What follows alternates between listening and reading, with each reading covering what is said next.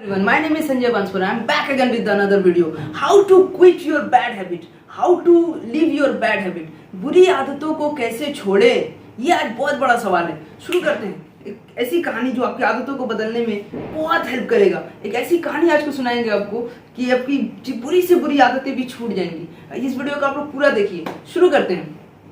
एक बार एक लड़का होता है, बहुत ही उसकी गलत आदतें पड़ी हुई होती है, बहुत ही ज्यादा वो गलत आदतों में से जुड़ा हुआ होता है और मतलब इतनी ज्यादा उसकी बुरी आदतें होती है कि उसके घर के लोग पूरी तरह से परेशान रहते हैं। उन्हें समझ नहीं आता है कि इसको कैसे समझाया जाए, इसको कैसे ठीक किया जाए, इसको कैसे गलत आदतों को इसको छोड़ा जाए, इसको कैसे ठीक किया जाए।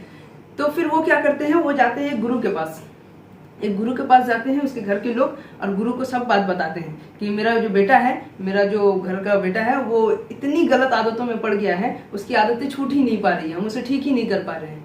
तो गुरु सब बातों को सुनता है, वो आते हैं, गुरु सब बातें सुन करके वापस आते हैं घर पे और घर पर आकर के उस बच्चे से बात करते हैं। बात करने के बाद उस बच्चे को ले जाते हैं वो एक बगीचे में घुमाने के लिए। ठीक है, तो बगीचे में घूमते घूमते वो उससे बात करते करते कि क्या नाम है तुम्हारा, क्या हाल रहते हो, कितनी पढ़ाई किया है, ये सब बातें करते करते बगीचे के ही किसी साइड में एक छोटा सा पेड़ रहता है। तो उस बच्चे को बोलते हैं कि क्या तुम इसे उखाड़ सकते हो। तो वो बच्चा बोलता है कि इसमें कौन सी बड़ी बात है, अभी उखाड़ देंगे, अभी उखाड़ देंगे। तो वो बोलता है कि चलो उखाड़ दो। तो बच्चा जाता है और उसे बाएं हाथ से उखाड़ करके फेंक देता है। फिर थोड़ी देर वो लोग बातें करते करते आगे जाते हैं। फिर आगे जाकर के कुछ एक और बड़ा सा पेड़ आता है। तो वो बोलते हैं कि क्या तुम इसे उखाड़ सकते हो। तो वो बच्चा बोलता है उखाड़ देंगे। वो थोड़ी सी ताकत लगाता है और उसे भी उखाड़ देता है। फिर थोड़ी देर और आगे जाते हैं और आगे जाकर के एक और बड़ा सा पेड़ नजर आता है। तो वो गुरु बोलते हैं कि क्या तुम इसे उखाड़ सकते हो।